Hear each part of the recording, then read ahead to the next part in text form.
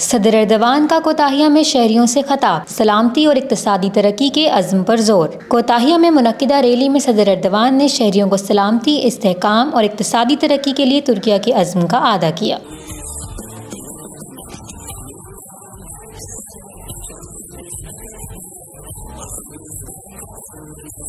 उन्होंने तुर्किया को दरपेश चैलेंजों पर रोशनी डालते हुए कहा कि 15 जुलाई की बगावत की कोशिश इलाकाई और आलमी बहरानों और दहशतगर्दी के खिलाफ जदोजहद और ऐसी कई मुश्किलात के बावजूद तुर्किया जमहूरियत और तरक्की के रास्ते पर गामजन रहा है।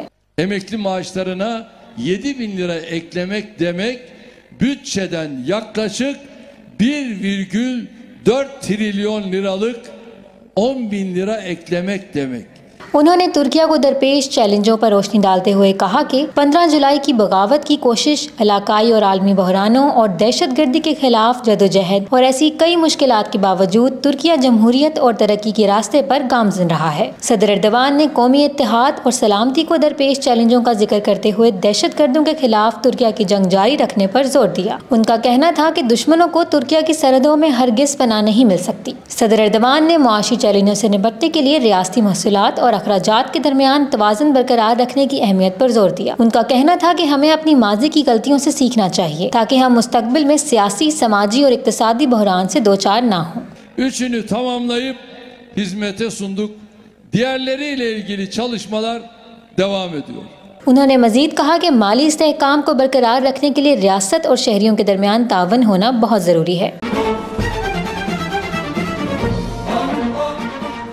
रैली के बाद सदर एर्दवान ने कोताहिया सेरेमिक की 100वीं साल की फैक्ट्रियों की इफ्तिताही तकरीब में शिरकत की। उन्होंने नई फैक्ट्रियों की अहमियत पर जोर देते हुए कहा कि नई फैक्ट्रियां बरामदात में इजाफे और करंट अकाउंट खसारे को कम करने में मदद देंगी। Nafi Güral Beyefendinin kurduğu Kütahya Seramik üretim yolculuğundaki 35 yılını geride bırakırken वाज़ेह रहे कि सदर एर्दवान ने तकरीब के दौरान 140 मिलियन यूरो की मुश्तरका सरमायाकारी की मालियत की 2 फैक्ट्रियों का इफ्तिताह किया।